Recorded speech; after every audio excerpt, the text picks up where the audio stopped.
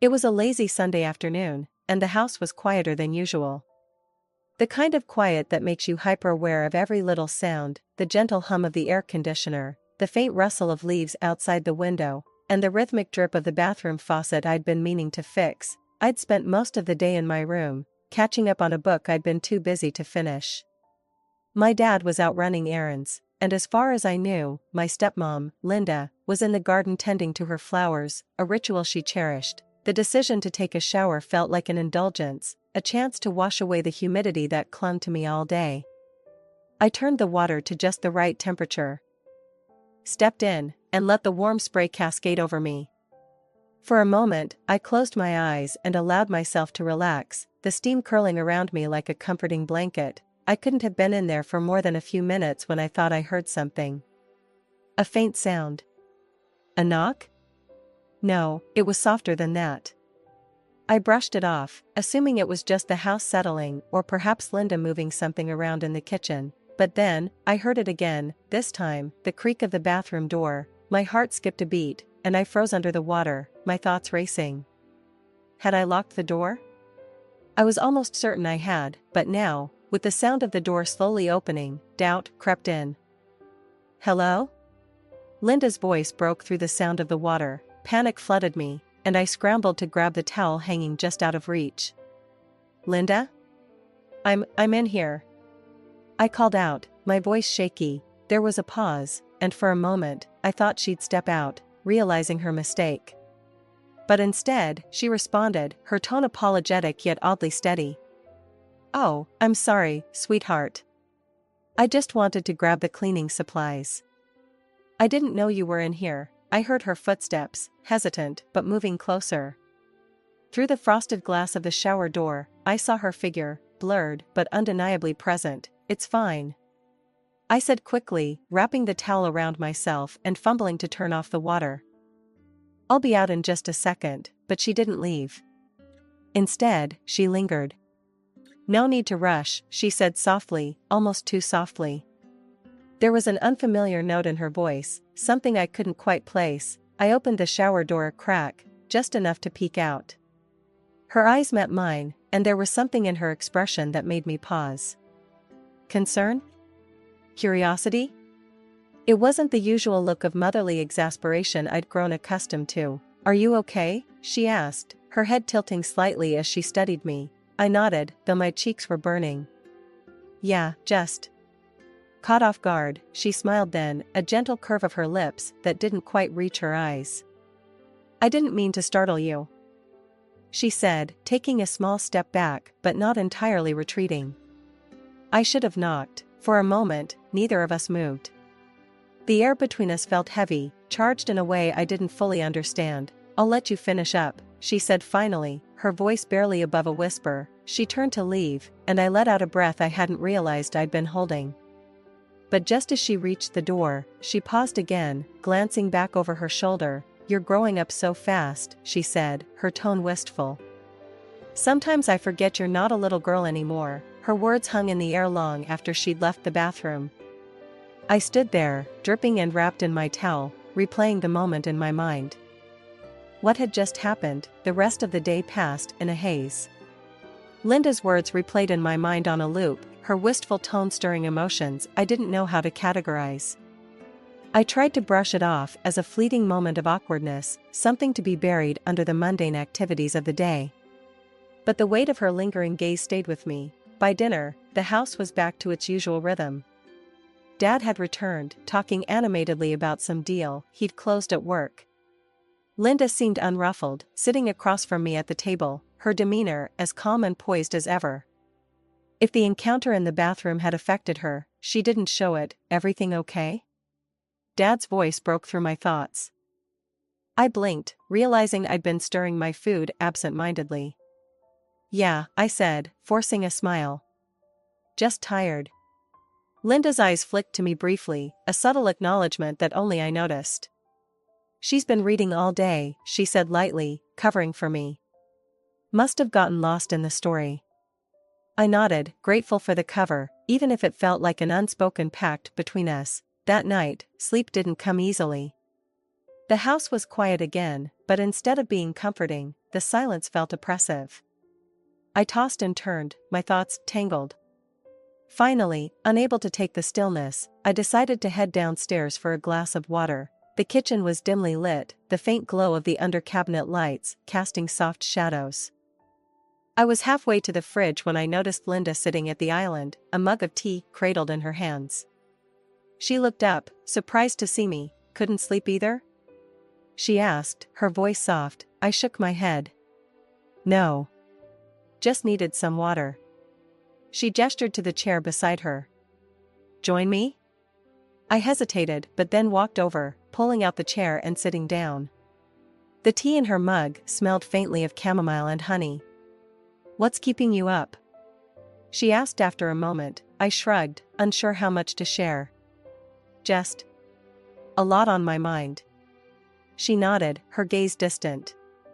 "Me too." For a while, we sat in comfortable silence, the kind that doesn't demand conversation. Then, out of nowhere, she spoke again. "You remind me of myself at your age." I looked at her, surprised. "Really?" She smiled, a touch of sadness in her eyes. "Curious about the world but cautious. Wanting to be seen but afraid of being misunderstood. It's a hard balance, isn't it?" Her words struck a chord. "Yeah. It is."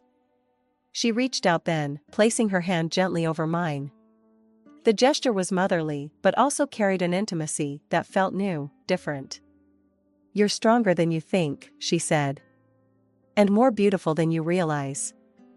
I didn't know how to respond. Her words were kind, but there was something in her tone that made my heart race. "Thanks," I said softly, my voice barely audible. She didn't move her hand right away, and the weight of her touch sent a warmth coursing through me. Finally, she pulled back, taking her mug and sipping her tea as if nothing had happened. "I should let you get some rest," she said after a moment, standing up. But as she passed me, she hesitated, her hand brushing lightly against my shoulder. "Good night," she said, her voice low. "Good night," I managed, my voice shaky. As she disappeared up the stairs, I sat there, my heart pounding. Something had shifted between us, and I didn't know what to make of it. The next day, I tried to go about my routine as if everything was normal. But Linda's presence lingered in my thoughts, her words, her touch, the way she looked at me. I couldn't shake the feeling that she was trying to tell me something unspoken but heavy with meaning. She seemed to sense my unease, catching my eye during breakfast with a knowing smile. "Everything okay?"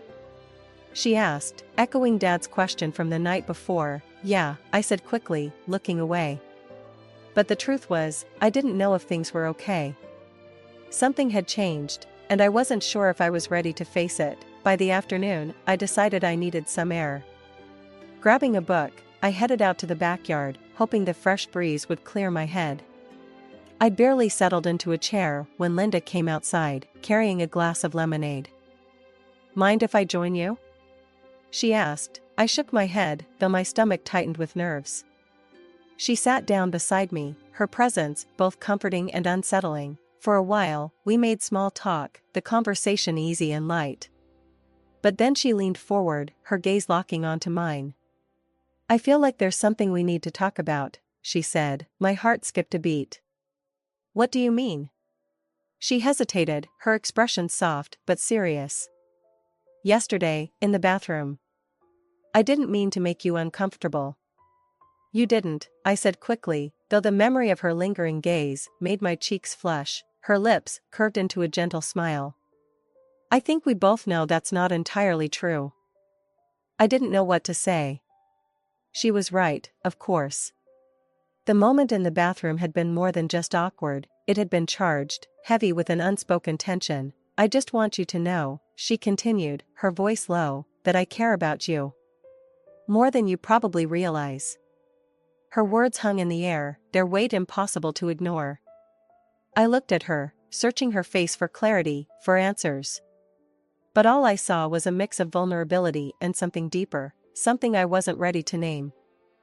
Linda's confession lingered in the air like a delicate melody, haunting and irresistible. The weight of her gaze, the vulnerability in her words, it was all too much and yet not enough. I wanted clarity, but the lines between us had blurred beyond recognition. What do you mean? I finally asked, my voice barely audible over the soft rustling of leaves. She hesitated, her hand absently tracing the condensation on her glass of lemonade. I mean that I see you. I see the person you're becoming, and I'm proud of you. But it's more than that. It's complicated. Complicated. That word echoed in my mind, heavy with implications. I didn't trust myself to respond, so I nodded, letting her continue. When I married your father, she said slowly, I didn't realize how much our family dynamic would change me. I thought I understood what it meant to be a stepmother, but I wasn't prepared for how much I'd come to care for you. And lately, it feels like it's shifted. The sincerity in her voice was disarming, and I felt my chest tighten. Shifted how? I asked, though part of me wasn't sure I wanted to hear the answer. She looked at me then, her eyes searching mine. Into something deeper, something I can't quite put into words. And I don't know what to do with that. Her vulnerability was both unnerving and comforting. It made me feel seen, acknowledged in a way I hadn't been before. But it also terrified me. Linda. I don't know what to say. You don't have to say anything, she replied quickly, her tone soothing. I just needed you to know. Whatever this is, whatever it becomes, I don't want it to ruin what we have. I nodded, the knot in my chest loosening slightly. It won't. I promise. She smiled then, a small, tentative smile that spoke of relief. Thank you. That means more to me than you know. The days that followed were surprisingly normal.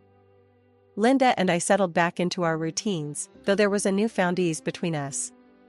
The tension that had once clouded our interactions seemed to have dissipated, replaced by an unspoken understanding. One evening, as we were preparing dinner together, she turned to me with a playful smile. Do you remember that time you tried to bake cookies and burned half the batch? I laughed, grateful for the lightheartedness. How could I forget? You made me eat them anyway. They weren't that bad, she teased, bumping my shoulder lightly. Just extra crispy. Her laughter was infectious, and for the first time in days, I felt like we'd found our footing again. Weeks turned into months, and life moved forward. Linda and I didn't talk about that day in the backyard again, but it left its mark, shaping our relationship in subtle ways. There was a depth to our connection now, a mutual respect and understanding that hadn't been there before. One evening, as I was getting ready for bed, I caught a glimpse of myself in the mirror. I looked different, more confident, more sure of who I was. And I realized that Linda had played a part in that transformation. Her honesty, her willingness to be vulnerable, had given me permission to do the same. As I turned off the lights and climbed into bed, I felt a sense of peace I hadn't felt in a long time. Whatever the future held, I knew I could face it, because I wasn't alone. Linda and I had found something rare and precious, a bond that defied expectations and grew stronger in the face of uncertainty, and for that, I was grateful.